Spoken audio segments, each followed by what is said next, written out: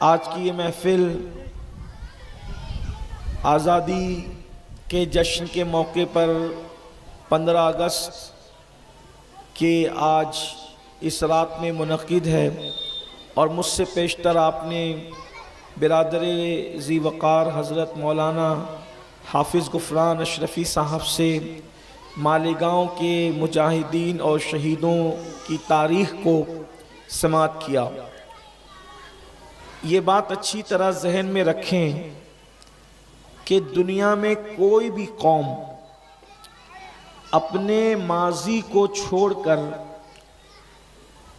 اپنی بے حالی کو بحال نہیں کر سکتی اور اپنے مستقبل کو کبھی تابناک نہیں کر سکتی۔ ماضی کی تاریخ یاد رکھنا ہر انسان کے لیے اور خاص طور پر مسلمان کے لیے ضروری ہے، اس لیے کہ اگر ماضی ہمیں پتہ نہیں ہوگا تو کبھی بھی آپ مستقبل کو بہتر نہیں بنا سکتے۔ آپ دیکھیں، ماضی کی تاریخ کو کھود کر نکالنے کا جذبہ اگر انسانیت کی تاریخ میں سب سے زیادہ کسی نے عطا کیا ہے تو اسے اسلام کہتے ہیں۔ ماضی کی جو شخصیات پردہ خفا میں چھپ گئی تھی، مشکوک ہو گئی تھی، اسلام نے آنے کے بعد ان کو اتنے مستند طور پر بیان کیا کہ آج وہ ہستیاں ہمارے سامنے بالکل اس طرح سے ہے جیسے روز روشن آیا ہوتا ہے۔ آپ دیکھیں، حضرت آدم پردہ خفا میں تھے اسلام کے آنے سے پہلے۔ حضرت آدم علیہ السلام کے متعلق واضح طور پر کوئی نظریہ لوگوں کے پاس نہیں تھا۔ حضرت نوح، حضرت یحییٰ، حضرت ابراہیم، حضرت زکریا، ان کی زندگیاں توریت، انجیل اور زبور کے حوالے سے لوگوں کے پاس موجود تھی، لیکن بالکل مسخ شدہ تاریخ کے حوالے سے تھی۔ اسلام نے، قرآن نے یہ احسان کیا کہ ان ہستیوں کو بالکل وہ جیسے تھے ویسے من و ان بیان کیا، اور پھر لوگوں کو پتا چلا قوموں کی تاریخ کو۔ قرآن نے قوموں کی تاریخ بیان کی ہے، حالانکہ معاذ اللہ قرآن کوئی ہسٹری کی کتاب نہیں ہے، قرآن تو اللہ کی کتاب ہے، لیکن یہ قرآن کا اعجاز ہے کہ ایک کتاب ہے، اس کتاب کے اندر آپ کو تاریخ بھی مل رہی ہے، آپ کو جغرافی کے مضامین بھی مل رہے ہیں، آپ کو سائنسی علوم بھی مل رہے ہیں، آپ کو ستاروں کی انجمن بھی مل رہی ہے، آپ کو سریا کی سجاوٹ بھی مل رہی ہے، آپ کو شفق کا جمال بھی مل رہا ہے، آپ کو افق کی سرخیاں بھی مل رہی ہے، آپ کو جنت کے باغ و بہاروں کی جو ہے وہ اس کے تصورات بھی مل رہے ہیں، آپ کو نہروں کے تخیلات بھی مل رہے ہیں، آپ کو رات کی سیاہ چادر بھی مل رہی ہے، آپ کو دن کا سویرا بھی نظر آ رہا ہے۔ قرآن نے سب کھول کھول کر بیان کیا، اور ہمیں قرآن نے بتایا کہ اگر اپنے اسلاف کی تاریخ کو بھلا دو گے تو اللہ اکبر، تم مستقبل کی اپنی عمارت کو خوبصورت طور پر تعمیر نہیں کر سکتے۔ اور ہمیشہ باطل پرستوں نے، باطل نظریات رکھنے والوں نے یہ منصوبہ بنایا، اہل حق کی تاریخ کو منسوخ کر دو، اہل حق کی تاریخ کو چھپا دو، اہل حق کی تاریخ کو ختم کر دو۔ میرے آقا صلی اللہ علیہ وآلہ وسلم کے دیوانوں، اللہ کے رسول صلی اللہ علیہ وآلہ وسلم نے بھی وہ واقعات قرآن مقدس میں جو بیان نہیں ہو سکے، کسی حکمت کے تحت احادیث طیبہ میں بہت تفصیل کے ساتھ ان کو بیان فرمایا۔ بنی اسرائیل کے واقعات، اور حضور علیہ السلام نے ترغیب بھی دی کہ بنی اسرائیل کے واقعات بیان کیا کرو، اس لیے کہ اس میں عبرت ہے، نصیحت ہے۔ اب آپ سے پوچھنا چاہتا ہوں، یہ کیا ہے؟ یہ بنی اسرائیل کے واقعات کا تعلق تو تاریخی سے تھا، اس کے اندر عبرت کی باتیں بھی ہیں، لیکن یہ سب چھپ چکا تھا، حضور علیہ السلام نے اس کو واضح کیا۔ آج بھی جبکہ آزادی کو ہمارے یہاں پر جو ہے تقریباً جو ہے پونا صدی گزر چکی ہے، اور اب لوگ جو ہیں اللہ اکبر مکمل ایک صدی گزارنے کی طرف جا رہے ہیں۔ ایسے حالات کے اندر ہمارے ملک کے جو حالات بنائے گئے ہیں، اصل تاریخ کو دشمنان ملک و ملت نے مشکوک کرنے کی کوشش کی ہے، مسخ کرنے کی کوشش کی ہے، لیکن اس وقت مسلمانوں کی ذمہ داری ہے، علماء کی ذمہ داری ہے، خطبہ کی ذمہ داری ہے، محررین اور مصنفین کی ذمہ داری ہے کہ وہ چپ نہ بیٹھیں اور مصلحت پسندی کا جو ہے وہ مظاہرہ نہ کریں، بلکہ جس کو خدا نے قلم کی قوت دی ہے وہ قلم کا استعمال کرے، جس کو زبان کی قوت دی ہے وہ زبان کا استعمال کرے، جس کو اللہ رب العزت نے جو ہے وہ جس طرح کی قوت دی ہے اس کا استعمال کر کے اپنی قوم کے سامنے صحیح تاریخ پیش کرے، تاکہ لوگوں کو پتا چلے آج جو ہیرو بنے ہوئے ہیں کل تو وہ انگریزوں کی چمچہ گیری کر رہے تھے، لیکن اللہ اکبر سر کٹانے والے کون تھے؟ اللہ اللہ، سب سے پہلے جہاد کا فتویٰ اگر کہیں پڑھا گیا ہے تو وہ کسی اللہ اکبر دھرمشالہ میں یا کسی اور جگہ نہیں پڑھا گیا ہے۔ انگریزوں کے خلاف اگر جہاد کا فتویٰ پڑھا گیا ہے تو وہ دن جمعہ کا دن تھا، وہ جگہ مسجد تھی، دلی کی جامع مسجد، اور اس میں فتویٰ پڑھنے والا کوئی ایرا گیرا نتو خیرہ نہیں تھا، بلکہ دنیا اسے علامہ فضل خیر آبادی کے نام سے جانتی ہے۔ انہوں نے یہ فتویٰ پڑھا تھا، اور جہاد کا فتویٰ پڑھ کے انگریزوں کو بھگانے کے حوالے سے جو آپ نے چنگاری کو شعلہ جوال بنایا ہے، پھر اس کی تاریخ دیکھیں۔ میں اپنے نوجوانوں سے کہنا چاہتا ہوں، یوٹیوب اور فیس بک پر ڈوبے رہنے والوں، اپنی تاریخ پر نظر کرو کہ تمہارے پرخوں نے کس قدر قربانیاں دی ہے، کیسی محنتیں کی ہے۔ آئیے آپ کو بتاؤں، چونکہ عنوان ہے مسلمان اور علماء کا کردار آزادی کی جنگ میں، چونکہ آزادی کی پہلی جنگ باضابطہ طور پر جو لڑی گئی ہے، بلکہ آزادی کی بنیادیں جب رکھی گئی ہے وہ سن ہے 1857۔ 1857 میں انقلاب کی آواز بلند ہوئی۔ ایک بات آپ سے کہہ دوں کہ جس وقت انگریز آئے، انگریزوں نے تو فارسی اور عربی کا جنازہ نکالنے کا پلان کیا تھا۔ اس وقت کی گورنمنٹ کی زبان فارسی زبان، جج فیصلے کرتے تھے فارسی زبان میں، عرضیاں لکھی جاتی تھی۔ انگریزوں کے آنے سے پہلے ہندوستان کی جو گورنمنٹ کی زبان تھی، حکومت کی زبان تھی، وہ فارسی زبان تھی۔ ٹھیک، انگریزوں نے آنے کے بعد سب سے پہلا کام یہ کیا، فارسی کا خاتمہ کرنے کی انہوں نے کوشش کی۔ ٹھیک، مسلمانوں کو نے یہ دیکھا۔ اب ایک بات آپ سے کہنا چاہتا ہوں کہ اس دور میں تو لوگ اپنی اپنی صوبائی بولیاں بول ہی رہے تھے، انگریزوں نے یہ بھی کیا، فارسی ختم کر کے صوبائی بولی کو پرموٹ کیا، اور یا انگریزی یا صوبائی بولی۔ تو جو 1857 کے اندر انقلاب کی آواز اٹھی ہے، تو چونکہ انگریزوں کے زیر اثر زی حضوری جن لوگوں نے کی، انہوں نے تو فارسی کا بائیکاٹ کیا، کیونکہ اس کا تعلق مکمل مسلمین سے تھا۔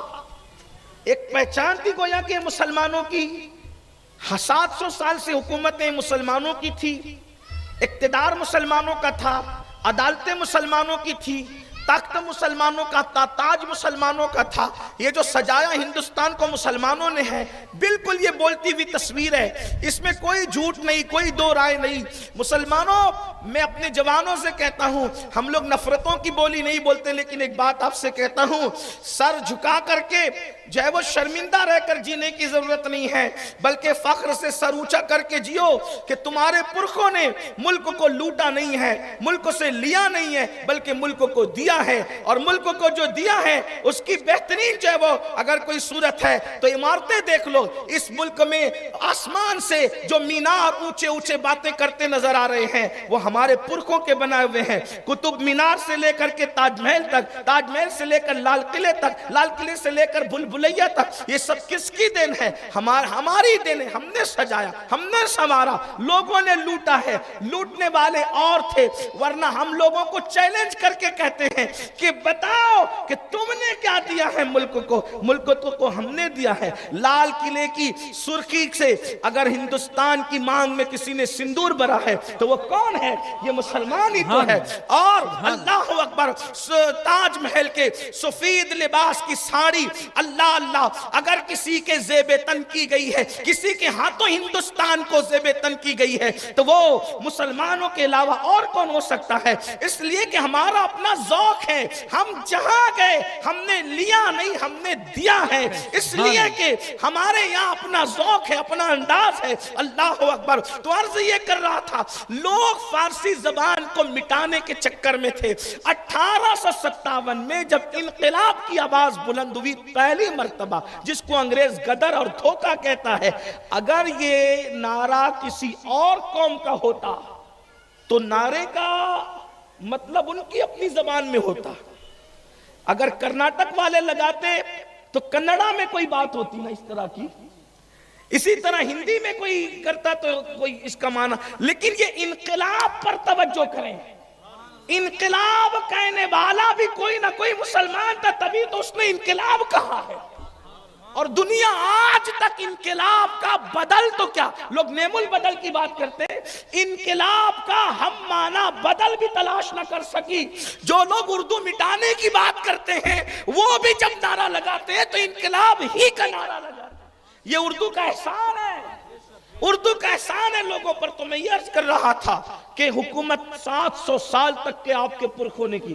ایک بات اور بتاؤں، اتنے انصاف سے حکومت کی ہندوستان میں مسلمانوں نے کہ دنیا کی، ہندوستان کی جو اکثریت آج ہے وہ کل بھی ہندوستان کی اکثریت تھی، اور مسلمان آج اقلیت میں ہے، وہ کل بھی اقلیت میں تھے۔ لیکن آپ غور فرمائیں، اقلیت اکثریت پر حکومت نہیں کر پاتی زیادہ دن تک۔ توجہ کرنا، اقلیت یعنی مائنورٹی میجورٹی پر بہت دن تک کے حکومت نہیں کر پاتی، کیونکہ اکثریت کبھی بھی احتجاج کر دے، بغاوت کر دے، کھڑی ہو جائے تو نہیں ٹک پائیں گے نا جو قلیل تعداد میں ہے۔ لیکن اگر ہم نے 700 سال تک حکومت کی اکثریت پر، تو اس کا مطلب ہمارے اخلاق اور رواداری لوگوں کے ساتھ کتنی اچھی رہی ہوگی کہ لوگوں نے اکثریت میں ہونے کے باوجود بھی ہم سے ٹکراؤ کی صورت پیدا نہیں کی۔ کتنے کس قدر ہمارے اخلاق رہے ہوں گے، کس طرح ہماری رواداری رہی ہوگی۔ یہ محمد الرسول اللہ کے غلاموں کے اخلاق ہیں، کیونکہ حضور علیہ السلام جب مکے میں فاتحانہ شان سے داخل ہوئے ہیں تو اللہ کے رسول علیہ السلام نے جو طریقہ بتایا ہے، لوگ فاتحانہ شان سے داخل ہوتے ہیں تو مفتوح علاقے کو، مفتوحہ علاقے کو یعنی جو فتح ہوا ہے اس کے لوگوں کو ہاتھیوں سے، گھوڑوں سے، اونٹوں سے کچلتے ہوئے داخل ہوتے ہیں۔ لیکن جب آمینہ کا لال مکے کی زمین پر داخل ہوتا ہے فاتحانہ شان سے تو عاجزی سے سر اتنا جھکا لیتے ہیں کہ اونٹ کی کوہان کو سر لگتا ہے، اور اللہ کے رسول علیہ الصلوۃ والتسلیم فرماتے ہیں میں نے ان سب کو معاف کیا جن لوگوں نے ہمارے ساتھ ظلم کیا۔ یہی اسوہ حسنہ مسلمانوں کے پاس ہر جگہ موجود تھا، جہاں بھی فاتح بن کر کے گئے تو کسی کی عورت کو کنیز نہ بنایا، کسی کی آبرو نہ لوٹی، کسی کی عزت نہ لوٹی، کسی کا وقار نہ لوٹا، کسی کی مذہبی جو ہے وہ عبادت گاہوں پہ حملہ نہیں کیا، بلکہ انہوں نے کیا کیا، انہوں نے اپنے رسول کی سنت پر عمل کرتے ہوئے جو ہے عام معافی کا اعلان کیا، جو نہیں لڑے گا مجھ سے نہیں لڑیں گے، جس نے تلوار اندر کر لیا ہم اس کی جان نہیں لیں گے، عورتوں بچوں کے ساتھ جو ہے وہ جرائم نہیں کیے جائیں گے، حتیٰ کہ پھلدار درختوں کو کاٹا نہیں جائے گا، جانوروں پر ظلم نہیں ہوگا۔ یہ اللہ کے رسول علیہ السلام کی سنت پر عمل کیا۔ تو اقلیت ہونے کے باوجود اکثریت پر حکومت کی، لیکن اکثریت نے بغاوت نہیں کی کیونکہ اخلاق ہمارے ایسے تھے۔ نمبر ایک۔ نمبر دو کہ انگریزوں کا ٹارگٹ تھا مسلمان۔ اس کی وجہ یہ تھی کہ دوسرے جو مذاہب کے لوگ تھے ان کو مذہبی معاملات میں اتنی دلچسپی نہیں تھی۔ اکثریت کو چند مذہبی لوگ تھے جو مذہبی تھے، آج بھی دوسرے مذاہب میں آپ دیکھ لیں جو مذہبی لوگ ہیں وہی مذہبی لوگ ہیں، اکثریت مذہبی نہیں ہوتی۔ لیکن برخلاف دوسرے مذاہب کے اسلام کا یہ طور طریقہ ہے کہ اسلام میں جو بھی مسلمان ہے اس کو مذہبی بن کر رہنا ہوتا ہے، اور اس انگریزوں کا مذہب تھا عیسائیت اور مسلمانوں کا مذہب تھا اسلام۔ تو انگریزوں کو یہ خوف تھا کیا کہ مسلمانوں سے ہم نے حکومت مسلمانوں سے چھینی ہے، اور یہ لوگ مذہبی معاملے میں کبھی سمجھوتا نہیں کرتے۔ یہ آج بھی دنیا جانتی ہے، پوری دنیا میں آپ دیکھ لیں جب بھی ہمارے مذہب کے ساتھ کھلواڑ ہوتا ہے، ہمارے مسجد کے امام گھر میں بیٹھے ہوتے ہیں لیکن وہ مسلمان جو جمعہ 2 رکعت پڑھ کے مسجد سے بھاگتے ہیں، وہ سینہ تان کر ابھی بھی سامنے آتے ہیں۔ اسلامی غیرت ہمارے یہاں اب بھی موجود ہے الحمدللہ۔ اتنی غفلت کے باوجود بھی اب بھی ہمارے یہاں اسلامی غیرت موجود ہے کہ جب بھی اسلام سے، شریعت سے، دین سے، مذہب و مسلک سے کھلواڑ ہوتا ہے تو آج بھی حسینی اپنا سینہ لے کر کے سامنے آتے ہیں۔ کیوں؟ اس لیے کہ اوروں کے یہاں مر جانا ختم ہو جانا ہے، لیکن حسینیوں کے یہاں مر جانا اللہ کے نام پر حیات ابدی کا پا جانا ہے۔ ہمیں تو دونوں ہی جانب سے سرفرازی ہے، مرے شہید اور بچ گئے تو غازی ہے۔ ہمارے یہاں 2 ہی تصور ہے، یا تو غازی کی طرح جیو یا تو شہید ہو جاؤ، تیسرا ہمارے یہاں کوئی تصور نہیں ہے۔ اس لیے جو بچے شیر دلوں کی طرح، اسی طرح حضرت ٹیپو سلطان شہید نے ایک جملہ کہا تھا، بہت مشہور ہے، لوگ کوٹ کرتے ہیں سلطان کا جملہ۔ میں نے اس کے یہاں میسور میں بھی اس کو کوٹ کیا تھا۔ جب میں میسور گیا تھا تو میں نے وہاں سے بھی کہا، وہاں بھی کہا تھا کہ میسور والو، سلطان نے کہا کہ بھیڑ کی 1000 سالہ زندگی سے بہتر ہے شیر کی 1 دن کی زندگی۔ میں نے کہا کتنا لوگ اس پر نعرہ لگاتے ہیں، چیختے ہیں اور آواز لگاتے ہیں، کیا جملہ کہا سلطان نے؟ میں نے کہا میرے اپنے ناقص علم کے مطابق یہ سلطان کی اپنے دماغ کی اپج نہیں تھی، یہ سلطان کی اپنی خود کی تحقیق نہیں تھی، یہ سلطان کے اپنے خود کے جملے نہیں تھے، اس لیے کہ سلطان کا پورا خاندان امام حسین کا موروثی غلام تھا۔ وہاں تو باپ کا نام بھی حیدر علی ہے، خود کا نام بھی فتح علی ہے، علی کے بغیر وہاں کام چلتا ہی نہیں ہے۔ تو علی سے اتنا جڑا تھا یہ خاندان کہ اس خاندان نے جینا بھی اولاد علی سے سیکھا تھا اور مرنا بھی اولاد علی سے سیکھا تھا۔ تو سلطان نے یہ جو کہا بھیڑ کی 1000 دن کی زندگی سے شیر کی 1 دن کی زندگی بہتر ہے، یہ سلطان کے گھر کا جملہ نہیں ہے، بلکہ یہ کربلا میں امام حسین کا جملہ ہے۔ جب یزیدیوں نے کہا تھا حسین جان بچانا اولاد بچانا ہے تو یزید کی بیعت کر لو، تو میرے امام نے کہا تھا قید کی 1000 دن کی زندگی سے اللہ کی رضا کی آزادی کی 1 دن کی زندگی بہتر ہے۔ اللہ اکبر۔ اس سے پتا چلا جہاں کربلا ہے وہاں رد بلا ہے۔ سبحان اللہ، سبحان اللہ۔ جہاں کربلا ہے وہاں رد بلا ہے، وہاں انقلاب ہے، وہاں جرأت ہے، وہاں شجاعت ہے، وہاں جمع مردی ہے۔ اللہ اکبر۔ تو عرض یہ کر رہا تھا 700 سال تک حکومت کرنے والی قوم مسلم سے انگریزوں کو خوف تھا کہ یہ دین کے معاملے میں سمجھوتا نہیں کرتے، یہ مذہب کے معاملے میں سمجھوتا نہیں کرتے، اور پھر یہ علماء کے پیچھے چلتے ہیں۔ تو 1857 کے انقلاب کے موقع پر انگریزوں کے قدم اکھاڑ دیے تھے مسلمانوں نے۔ ایک طوفان آیا تھا، طوفان، جس سے انگریزوں کے قدم اکھڑ گئے تھے، گھروں میں چھپنے کو مجبور ہو گئے تھے۔ بس یہ دستور زباں بندی ہے کیسا تیری محفل میں، یہاں تو بات کرنے کو ترستی ہے زباں میری، کچھ کہوں تو کہاں نہیں جاتا، چپ رہوں تو رہا نہیں جاتا، اپنے بھی خفا مجھ سے ہیں بیگانے بھی ہیں ناخوش، میں زیر حلا حل کو کبھی کہہ نہ سکا قند۔ آج جو ہندوستان کے باپ دادا بنے ہوئے نا، انہی کے باپ داداؤں نے مخبری کی تھی۔ آج جو ملک کے وارث بنے ہوئے نا، ٹھیکیدار بنے ہوئے نا، انہی کے باپ داداؤں نے مخبری کی تھی، اور مخبری کرنے کے بعد پورا پانسا پلٹ دیا تھا مخبری کی وجہ سے۔ اور جب پانسا پلٹا تو پھر چونکہ تحقیق یہ تھی، جاسوسی یہ تھی، مخبری یہ تھی، کیا کہ یہ سب کیا کرایا مسلمانوں کا ہے۔ بہادر شاہ ظفر، فضل خیر آبادی، مفتی صدر الدین آزردہ، کفایت علی کافی، اسی طریقے سے علامہ مدراسی، علامہ فیض احمد بدایونی، اس طرح سے ہمارے اکابرین کو اور علماء کو جو ہے وہ پھر ان پہ مقدمہ چلایا گیا۔ انگریز اپنی ڈائری میں، ایک انگریز لکھتا ہے اپنی ڈائری میں، روز نامچے میں، کہ دلی کو ختم کر دو، ایک مینار باقی رہنے دو تاکہ آنے والی دنیا کو پتا چلے کہ یہ کوئی شہر تھا، اجاڑ دو اس کو، ختم کر دو اس کو، ہمیشہ کے لیے برباد کر دو اس کو، اور اس کے بعد مسلمانوں کا اتنا خون ہوا. اچھا جو دوست و دشمن جن جن لوگوں نے لکھا ہے, کہا کہ دلی کی جامع مسجد لاشوں سے بھر گئی. توجہ کرنا, آج جو لوگ آزادی کے ہیرو بنے ہوئے ہیں, میں ان سے کہتا ہوں ذرا تعصب کیا نہ کرو. آپ سے بھی کہتا ہوں اپنی تاریخ سمجھو. اوروں سے کہا تم نے, اوروں سے سنا تم نے, کچھ ہم سے کہا ہوتا, کچھ ہم سے سنا ہوتا. اپنی تاریخ اپنے بزرگوں سے سنو, اپنی تاریخ اپنے علماء سے سنو.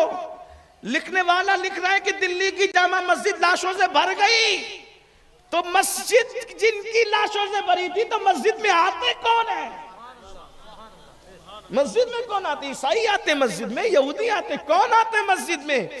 جن کی مسجد تھی انہی سے بھر گئی مسجد, انہی کی لاشوں سے. اور اس کے بعد دلی سے لے کے لاہور تک کوئی درخت ایسا نہیں تھا جس پر عالم دین کی لاش نہ لٹکی ہو.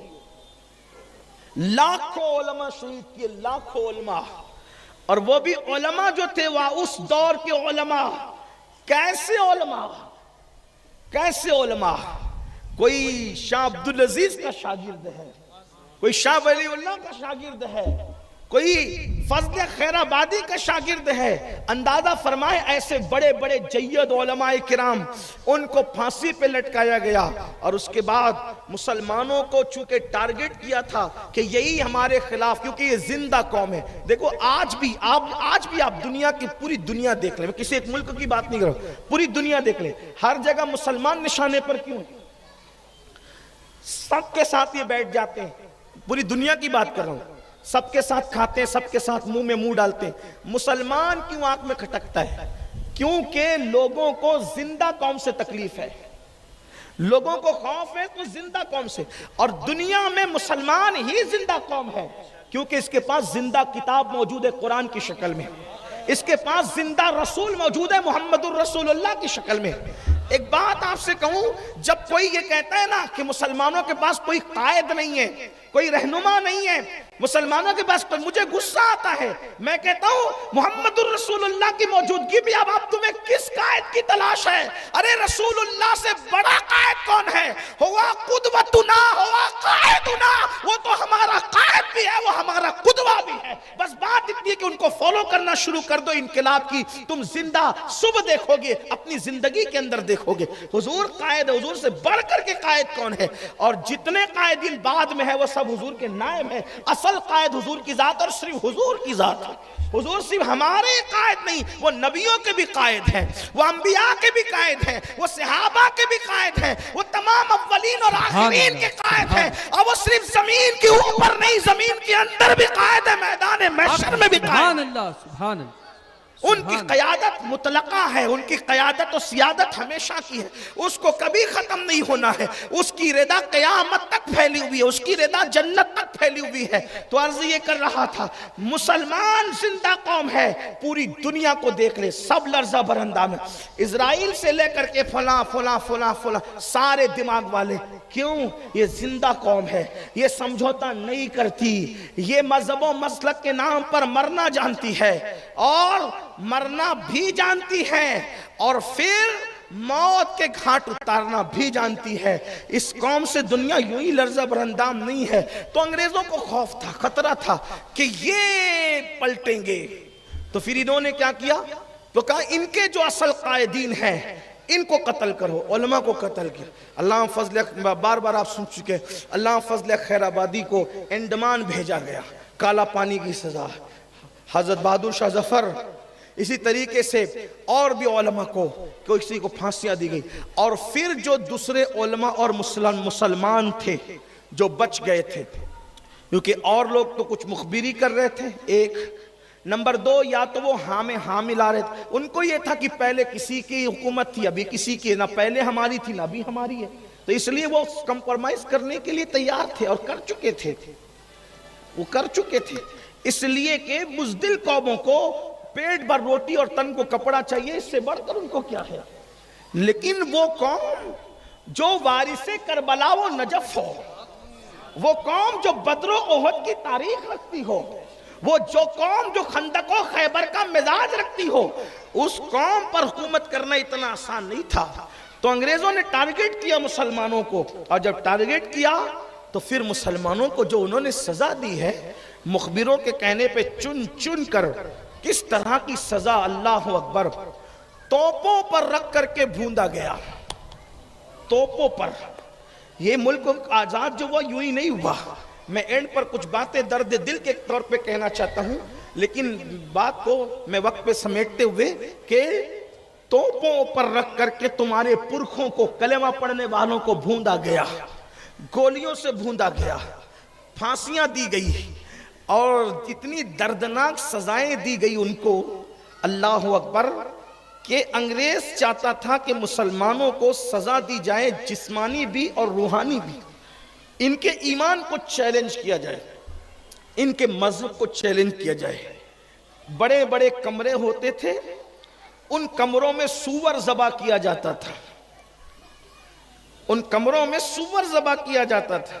سور جو ہمارے یہاں حرام ہے، اور سور کا نام سن کر ہمارا بچہ گھین کرتا ہے، ہمارے یہاں تو سور کا نام بھی لینا لوگ پسند نہیں کرتے، بلکہ بار بار سور کا نام لو تو بھی لوگوں پر گرا گزرتا ہے۔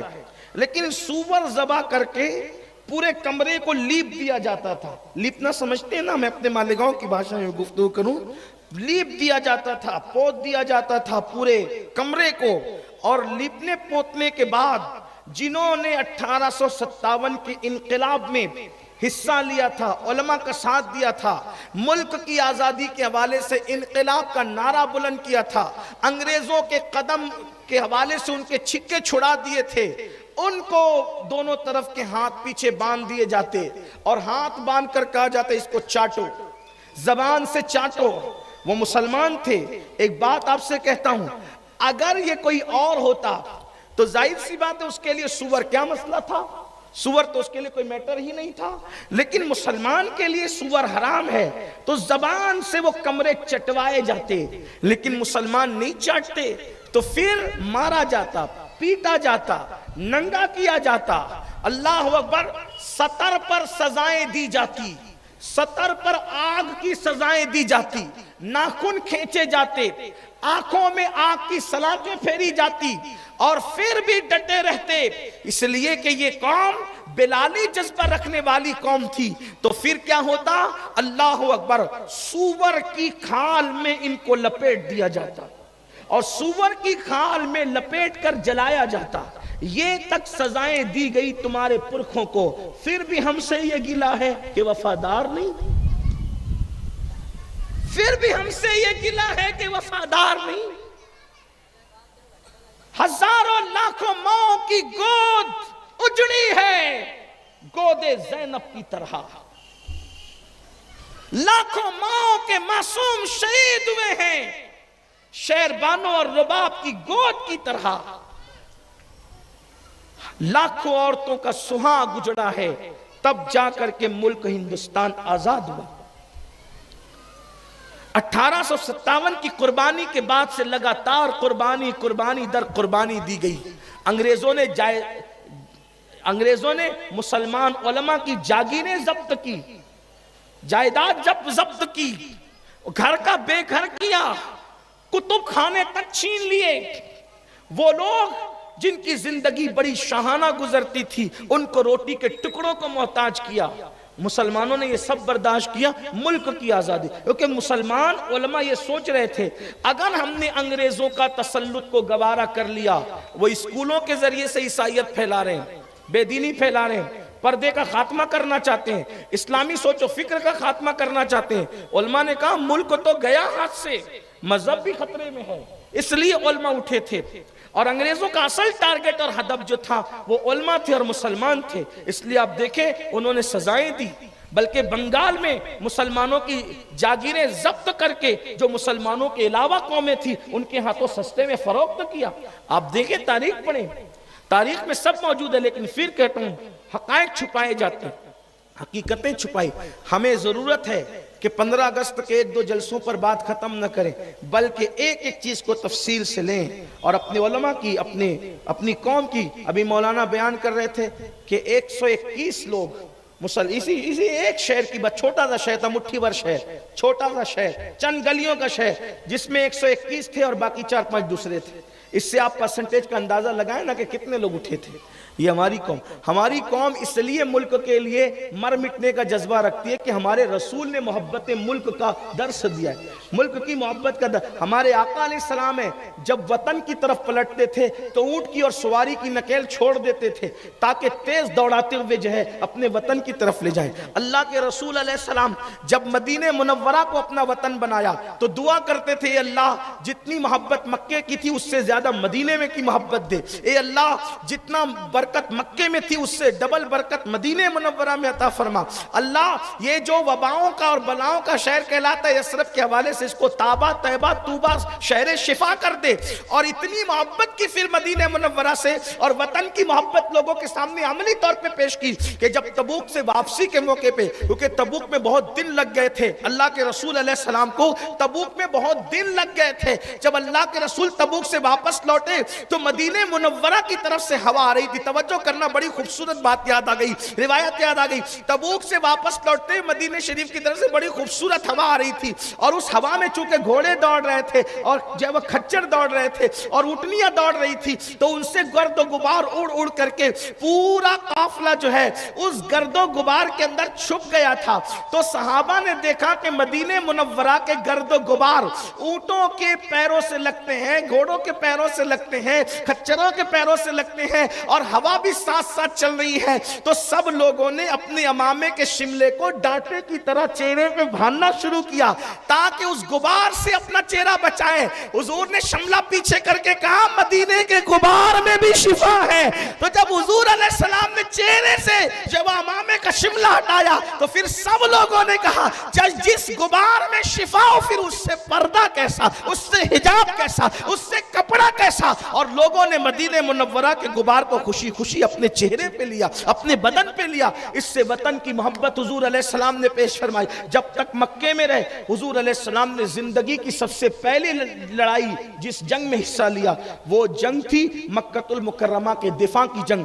اس میں حضور علیہ السلام ابھی بچپنے کی عمر میں تھے کہ اپنے چچاؤں کو تلوار، تیریں اور پتھر اٹھا کر کے دیتے تھے۔ حضور علیہ السلام نے جنگ میں حصہ لیا، یہ بتایا کہ وطن آزاد ہونا چاہیے۔ آج آزادی کی اس فضا میں اگر ہم سانس لے رہے ہیں تو یہ ہمارے علماء اور ہمارے پرکھوں کی محنتوں کا نتیجہ ہے۔ ہاں بعد میں اور بھی لوگ آئے، اور میں یہ نہیں کہتا کہ صرف مسلمان، یہ بھی یاد رکھنا، یہ غلط فہمی کوئی نہ پھیلانا کہ ہم یہ کہہ رہے ہیں کہ صرف مسلمان تھے، ایسا نہیں، صرف مسلمان نہیں تھے، مسلمان آگے تھے، اور بھی قوم کے لوگ ساتھ تھے، لیکن اکثریت مسلمانوں کی تھی، بڑی قربانیاں مسلمانوں کی تھی۔ ہم نے بہت بڑے بڑے لوگوں کو کھویا ہے، اگر جن کو پتہ ہے، جن کو نہیں پتہ ہے وہ جانتے ہیں۔ جب حضرت علامہ فضل خیر آبادی کو انڈمان اور کالا پانی کی جو ہے وہ جیل میں بھیجا گیا تو آپ کو کہا جاتا تھا کہ آپ نے یہ فتویٰ دیا، آپ کہتے ہیں ہاں میں نے فتویٰ دیا، جہاد کا فتویٰ میں نے دیا، انقلاب کی آواز ہم نے بلند کی ہے، انقلاب ہم نے بلند کیا ہے۔ تو اس وقت علامہ فضل خیر آبادی رحمت اللہ علیہ کے ضمیر کو خریدنے کی کوشش کی گئی، لیکن جس میں بلالی رنگ ہو اس نے کب اپنا ضمیر بیچنا تھا۔ تو بیل گاڑی کے پہیے سے حضرت فضل خیر آبادی کو باندھا جاتا تھا اور بیل گاڑی کا پہیہ چلایا جاتا تھا۔ جب بیل گاڑی کا پہیہ چلتا تھا تو ہڈیاں ٹوٹنے کی کڑک کڑ کی آواز آتی تھی۔ تو مثل امام زین العابدین حضرت فضل خیر آبادی اغثنی یا رسول اللہ کی صدائیں وہاں بھی بلند فرماتے تھے۔ آپ اس سے پتہ، اس کا مطلب یہ ہے کہ مسلمانوں نے آزادی کی بنیاد رکھی ہے، انقلاب کی آواز بلند کی ہے، اور مسلمانوں نے بھی وہ قوم، مسلمانوں میں کلمہ پڑھنے والوں میں بھی وہ جو اغثنا یا رسول اللہ کی صدا لگانے والے ہیں، یا رسول اللہ کا اعلان کرنے والے ہیں۔ یہ تو برا ہو فرقہ واریت کا، ایک نمبر فرقہ واریت نے مسلمانوں کو ہٹایا، اور مسلکی منافرت نے ان اکابرین کے نام چھپا دیے کہ اب لوگ ان کے نام نہیں لیتے بھی ہیں تو بالکل روا روی میں بالکل ہلکا ہلفلکا لیتے ہیں۔ لیکن آپ کو پتہ ہونا چاہیے کہ ہمارے علماء نے بہت بڑی قربانیاں دی۔ ان علماء کی قربانیاں ہیں کہ جنہوں نے پھانسی کا پھندا دیکھ کر کے بیوی بچہ یاد نہیں کیا، جن علماء کی قربانیاں ہیں جنہوں نے پھانسی کا پھندا دیکھ کر بھی رسول اللہ کی مدحت کی ہے، حضور کی نعت بیان کی ہے، حضور کے عشق کو لوگوں کے سامنے پھیلایا ہے، اور انہوں نے پوری جرات کے ساتھ یہ بات کی ہے کہ نام شاہان جہاں مٹ جائیں گے لیکن یہاں حشر تک نام و نشانے پنج تن رہ جائے گا، جو پڑے گا صاحب لولاک کے اوپر درود آگ سے محفوظ اس کا تن بدن رہ جائے گا۔ ان علماء نے قربانیاں دی جنہوں نے یہ کہا ہے کہ سب فنا ہو جائیں گے کافی وہ لیکن حشر تک نعت حضرت کا زبانوں پر سخن رہ جائے گا۔ اب میں آپ کو یہ پیغام دینا چاہتا ہوں، اس آزاد ملک میں، آزاد فضا میں کوئی ٹینشن لینے کی ضرورت نہیں۔ فرقہ واریت ہر دور میں رہی ہے اور ہر دور میں رہے گی، اس لیے کہ حکمراں طبقے کو جب تک لڑائیں گے نہیں وہ حکومت کیسے کریں گے؟ ٹھیک؟ ایک بات مجھے حضور مفکر اسلام علامہ قمرالزمان خان صاحب قبلہ اعظمی کی بہت یاد آتی ہے۔ بہار میں ایک مرتبہ میں حضرت کے ساتھ تھا، ایک جلسے میں کچھ لوگ انٹرویو لینے کے لیے آئے تو انہوں نے پوچھا کہ ہندوستان میں فرقہ وارانہ فساد ہوتا ہے، ہندو مسلم فساد، اس کے بارے میں آپ کیا کہتے ہیں؟ تو حضور مفکر اسلام علامہ قمرالزمان خان اعظمی صاحب مدظر اللہ العالی جو ہماری جماعت کے مایہ ناز مفکر ہیں، سنی دعوت اسلامی کے سرپرست اعلیٰ، بڑا خوبصورت جواب حضرت نے دیا تھا، میں آپ کے سامنے اس کو پیش کرتا ہوں۔ حضرت نے فرمایا کہ ہندوستان میں کبھی بھی ہندو مسلم فساد ہوا ہی نہیں۔ حضور مفکر اسلام کا جواب تھا کہ ہندوستان میں، ہمارا بھارت ایسی زمین ہے، گنگا جمنی تہذیب کی زمین، محبتوں کی زمین، پیار کی زمین، جہاں ہندو مسلم فساد کبھی ہوا ہی نہیں۔ تو جو انٹرویو لینے کے لیے آئے تھے وہ حیرت سے حضرت کو دیکھنے لگے، آپ کہہ رہے ہیں ہندوستان میں ہندو مسلم فساد کبھی ہوا نہیں؟ تو کہا ہاں، کہا ہندو مسلم فساد اس وقت کہلاتا جب مولوی اور پنڈت دونوں آپس میں لڑتے، جب پنڈت اور مولوی دونوں آپس میں لڑتے، تو کیا کبھی کسی نے مولوی اور پنڈت کو آپس میں لڑتے دیکھا ہے؟ تو جب کبھی مولوی اور پنڈت آپس میں لڑے نہیں تو ہندو مسلم فساد ہوا نہیں۔ تو کہا پھر یہ کون سے فساد ہے؟ کہا جب بھی فساد کرایا ہے تو سیاسی پارٹیوں نے فساد کرایا ہے، مذہبی لوگوں نے فساد نہیں کرایا ہے۔ اور آج بھی اگر جو ہے وہ نفرتیں پھیلانے والی فلمیں بن رہی ہیں، نفرت پھیلانے والے اگر سیریل بن رہے ہیں تو یہ کام نہ اصل ہندو کر رہا ہے نہ یہ کام اصل مسلم کر رہا ہے، اس لیے کہ جو اصلی ہندو ہے وہ تو اپنے مذہب کی پرمپرا میں لگا ہوا ہے، اور جو سچا مسلمان ہے وہ تو اپنے سچے مذہب کی تبلیغ و اشاعت میں لگا ہوا ہے۔ یہاں نفرتوں کا کام کیا ہے؟ تو کیا ہو رہا ہے؟ سیاسی پارٹیاں، سیاسی جماعتیں یہ ساری نفرتوں کے بیج بو رہی ہے، صرف اپنی اقتدار کو بچانے کے لیے، جیسے انگریزوں نے لڑا اور حکومت کرو کی پالیسی پر عمل کیا تھا۔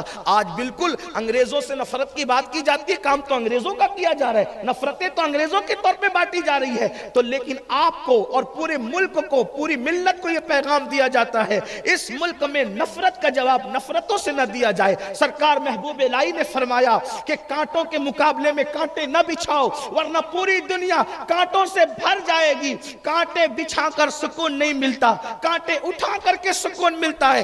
اگر کوئی نفرت کی بولی بول رہا ہے تو تم غریب نواز کی طرح محبت کی بولی بولو۔ اللہ اکبر، وقت کے طاغوتی طاقتیں سرنگو ہو جائے گی۔ اسلام جو ہے وہ اپنی حقانیت کی بنیاد پر محبتوں کو پھیلا رہا تھا، پھیلاتا رہے گا۔ اسی طرح میری گزارش ہے، اور مایوس ہونے کی ضرورت نہیں ہے، کبھی مایوس ہونے کی ضرورت نہیں ہے۔ ہندوستان میں ہم یتیم نہیں ہے، اللہ کے رسول نے اپنا بیٹا سرکار غریب نواز کی شکل میں، اپنا بیٹا محبوب الہی کی شکل میں، اپنا بیٹا صابر کلیر کی شکل میں، اپنا بیٹا مخدوم الشجاعی سمنانی کی شکل میں، اپنا بیٹا شاہ برکت اللہ اللہ عشقی پریمی کی شکل میں، اپنا بیٹا وارث دیواں کی شکل میں، اپنے شہزادوں کو اور اپنے نائبین کو، نائبین میں مجدد الفسانی کو لے لے، نائبین میں شیخ عبدالحق محدث دہلوی کو لے لے، نائبین میں امام اہل سنت کو لے لے، اسی طرح سے اپنے بیٹے اور نائبین ہماری سرپرستی کے لیے دیے ہیں۔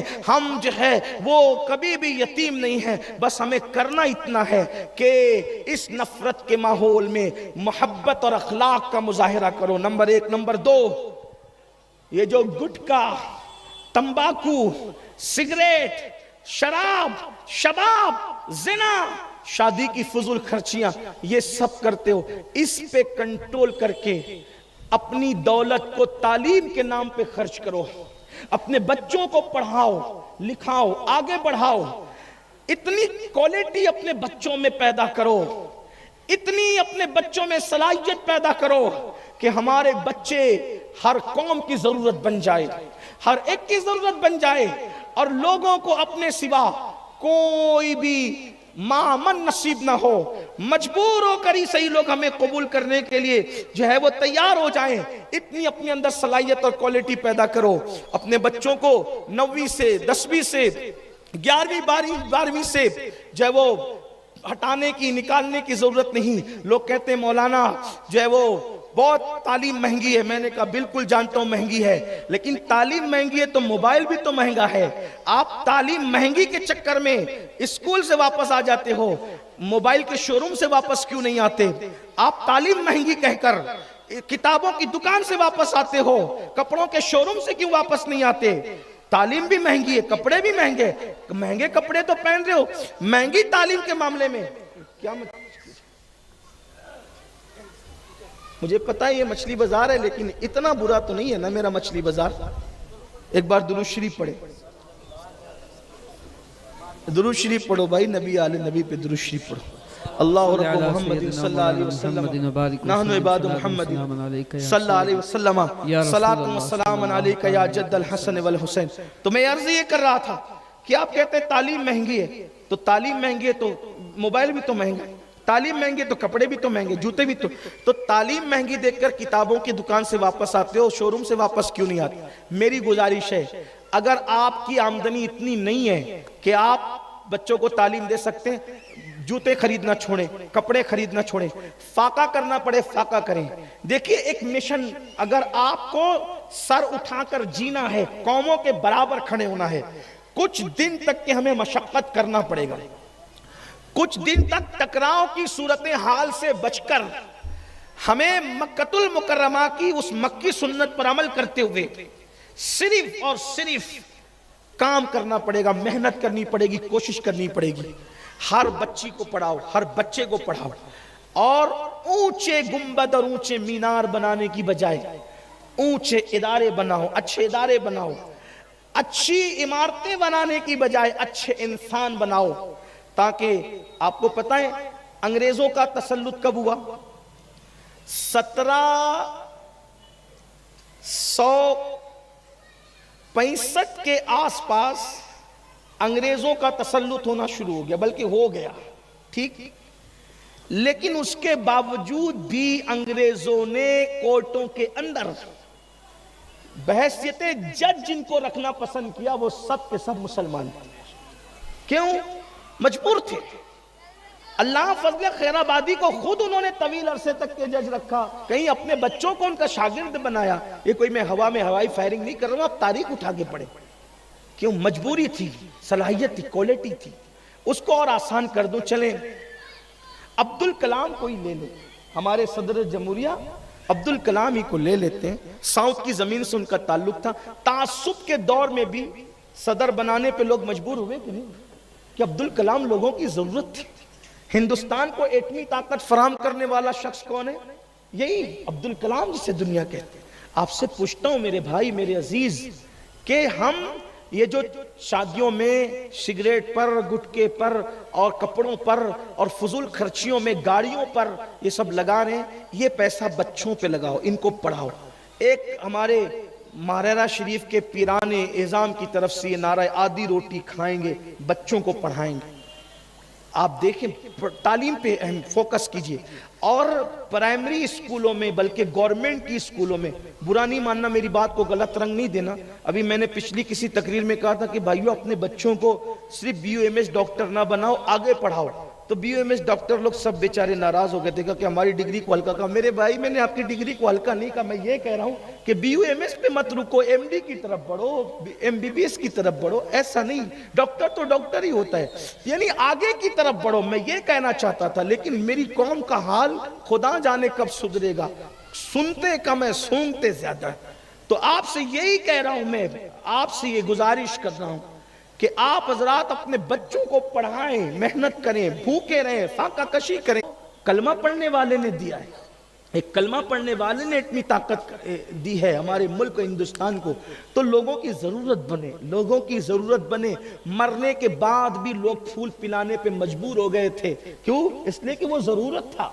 عبدالکلام جسے دنیا کہتے ہیں، قوم کی ضرورت بنے، صلاحیتیں پیدا کرے، اور جتنا ٹیلنٹ اللہ نے تمہیں دیا ہے قرآن کے ماننے والوں، اتنا ٹیلنٹ کسی کے پاس نہیں ہے۔ اپنا ٹیلنٹ ہوٹلوں پر بیٹھ کر کے اس کو مجروح مت کرو، اپنے ٹیلنٹ کو کلبوں میں بیٹھ کر کے مجروح مت کرو، اپنے ٹیلنٹ کو حقہ کلبوں میں جا کر کے مجروح مت کرو۔ تم لوگ ناچنے والے، حقہ پینے والے، ہوٹلوں پر رات رات پر بیٹھنے والی قوم نہیں ہو۔ جتنی دیر تک چائے پیتے ہو نا، اتنی دیر تک بیٹھو، اٹھ کے چلے جاؤ۔ ہوٹل والے بھی پریشان رہتے ہیں، پیتا ایک چائے بیٹھتا 3 گھنٹہ ہے، پتہ نہیں کب اٹھ کر کے جائے گا۔ ہنسنے کی بات نہیں ہے، پورا اخبار بیٹھ کر کے چاٹتے ہو۔ تو جہاں جتنی ضرورت ہے، میں یہ نہیں کہہ رہا کہ ہوٹلوں کا بائیکاٹ کرو، یہ نہیں کہہ رہا، ہوٹلوں پہ جاتے ہو، چائے پیتے ہو، اپنی ضرورت ہے، جتنی ضرورت ہے بیٹھو، اٹھ کر کے نکل جاؤ۔ اپنے ٹائم کا صحیح استعمال کرو، وقت کا صحیح استعمال کرو، وقت کو ضائع مت کرو، موبائل کے گیم میں وقت کو ضائع مت کرو، اور اسی طرح فیس بک کو بھی بطور ضرورت استعمال کرو، یوٹیوب کو بھی بطور ضرورت استعمال کرو۔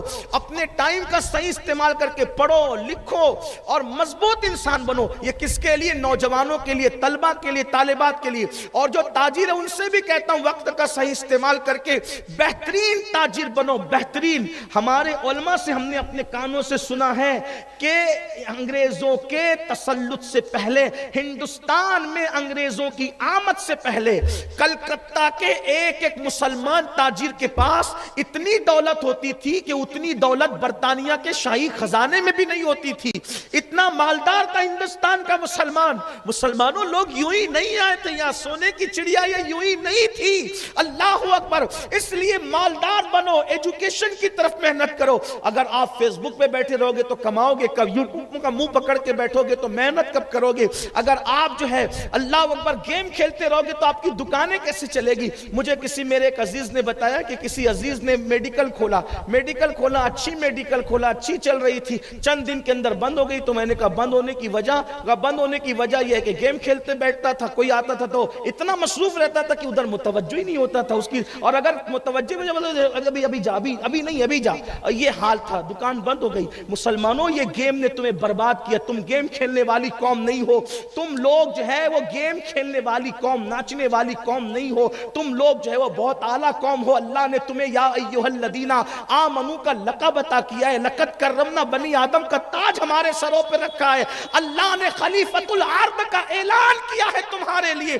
اپنی عظمت کو سمجھو، 4 قسمیں اٹھا کر تمہارے حسن کی تعریف کی ہے، والتین والزیتون وطور سینین وہذا البلد الامین لقد خلقنا الانسان فی احسن تقویم۔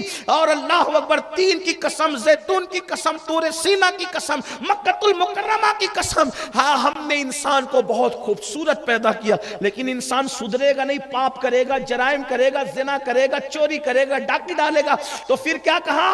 ثم رددناہ اسفل سافلین، پھر ہم تمہیں گڑھے میں ڈھکیل دیں گے، زوال کے گڑھے میں۔ یہی ہوگا۔ اللہ پاک نے عزت دی تو عزت سنبھالو، اور نچنیے نہ بنو، عورتوں پر پاپ کی نظریں نہ ڈالو، ایک سچے مسلمان کی حیثیت سے جیو، اپنا ہدف مقرر کرو۔ ایک ایم کے مطابق, مقصد کے مطابق زندگی گزارو. ہمیں پڑھنا ہے, آگے بڑھنا ہے, تجارت میں محنت کرنا ہے, مالدار بننا ہے, کیونکہ غربت کبھی کبھی انسان کو کفر تک لے جاتی ہے. تم مالدار بن جاؤ گے, تم جو ہے وہ ایجوکیٹ ہو جاؤ گے, اور پھر اس کے ساتھ دین کا پرچم اٹھا کے دیندار بن جاؤ گے. دنیا کا کوئی مائی کا لال پیدا نہیں ہوا جو تمہاری آنکھ میں آنکھ ڈال کر کے بات کر سکے. اگر آپ ان 3 نکات میں محنت نہیں کرتے, آج جو حالات ہیں اس سے بدترین حالات دیکھنا نصیب ہوں گے. اقبال نے تو 1 صدی پہلے کہا تھا, نہ سنبھلو گے تو مٹ جاؤ گے. اے ہندی مسلمانوں, تمہاری داستان تک بھی نہ ہوگی. داستانوں میں حالات سے مایوس نہیں ہونا. کیوں نہیں ہونا بتاؤں؟ اس لیے کہ اللہ کی سنت ہے, وہ چھٹائی کرتا. اللہ چھٹائی کرتا ہے, جب چھٹائی کرتا ہے تو کٹائی بھی کرواتا ہے نا. ہوشیار کسان جب دیکھتا ہے, توجہ کرنا, بات ختم کر رہا ہوں. ہوشیار کسان دیکھتا ہے کہ میرے درخت کی کچھ پتیاں سوکھ گئی ہے, تو وہ سوکھی ہوئی پتیوں کی ڈنٹل کو کاٹ دیتا ہے. کیوں؟ کیونکہ یہ سوکھی ہوئی مردار ختم ہو جائے.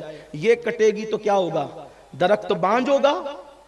بولو, سوکھی پتیاں کٹے گی, سوکھی ڈنٹلیں کٹے گی تو درخت بانجھ ہوگا. درخت بانجھ نہیں ہوگا, سوکھی کٹے گی تو ہری ہری نئی نئی آئے گی, طاقتور آئے گی. زندہ مردہ کٹے گی تو زندہ آئے گی. بس مسلمانوں, یہ چھٹائی اور کٹائی کا دور ہے. پاپ کرتے ہو نا, جرائم کرتے ہو نا, زنا کے اڈے, شراب کے اڈے, جوئے کے اڈے, چوری ڈکیتی, عورتوں پر پاپ, اتنا پاپ کہ محلے کی عورتیں محفوظ نہیں, بھابیاں محفوظ نہیں, سالیاں محفوظ نہیں. اتنا گر چکا مسلمان. تو جس کا دل اتنا مردہ ہوگا, جس کا ضمیر اتنا مردہ ہوگا, تو قدرت بھی پھر اسلام کے درخت سے اس کی کٹائی اور چھٹائی کروائے گا. اللہ کی تلوار پھر اٹھتی ہے تو کبھی ہلاکو کا انتخاب کیا جاتا ہے, کبھی چنگیز خان کا انتخاب کیا جاتا ہے. ایسا ہی ہے, یہی ہے. تو یہی ہے, پاپ کرو گے ایسی کٹو گے چھٹو گے. لیکن یاد رکھنا, جو کاٹ چھانٹ رہے ہیں ان کو پتا ہونا چاہیے, یہ اسلام کا درخت بانجھ نہیں ہوگا. یہ مردار پتیاں کٹے گی, یہ مردار ٹہنیاں کٹے گی. انشاءاللہ نئی نئی زندہ ہری بھری ٹہنیاں نمودار ہوگی. کسی نے کہا تھا کہ کہتے ہیں کہ خون 100,000 انجم سے ہوتی ہے سحر پیدا, کہ خون 100,000 انجم سے ہوتی ہے سحر پیدا.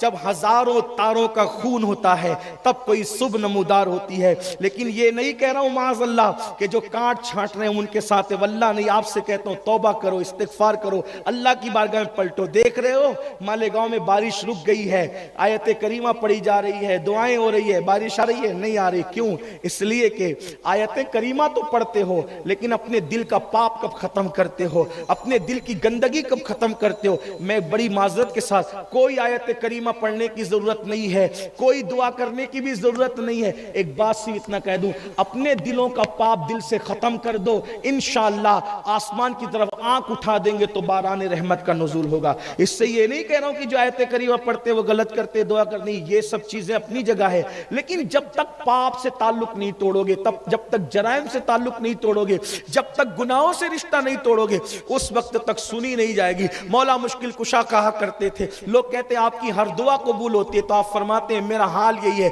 میں اس کی مانتا ہوں وہ میری مانتا ہے, تو اس کی ماننے لگ جا وہ تیری مانے گا. اس لیے اللہ کی بارگاہ میں سچی توبہ کرو, استغفار کرو, سچے مسلمان بنو. اگر آج بھی عبدالحق دہلوی کی طرح مسلمان بنو گے, آج بھی مجدد الفسانی کے سچے غلام بنو گے, آج بھی غریب نواز کا اخلاق اور کردار پیدا کرو گے, دنیا جھکے گی قدموں میں, دنیا جھکنے پہ مجبور ہو جائے گی. اللہ سے دعا ہے اللہ ہمارے ملک کو ہمیشہ آزاد رکھے, آباد رکھے, اس ملک کو ترقی عطا کرے, اور خواجہ کے ہندوستان کو پچھلے دن پھر سے عطا فرمائے. خواجہ کے ہندوستان کو نعرے والے نہیں بلکہ حقیقت کے اچھے دن نصیب فرمائے. خواجہ کے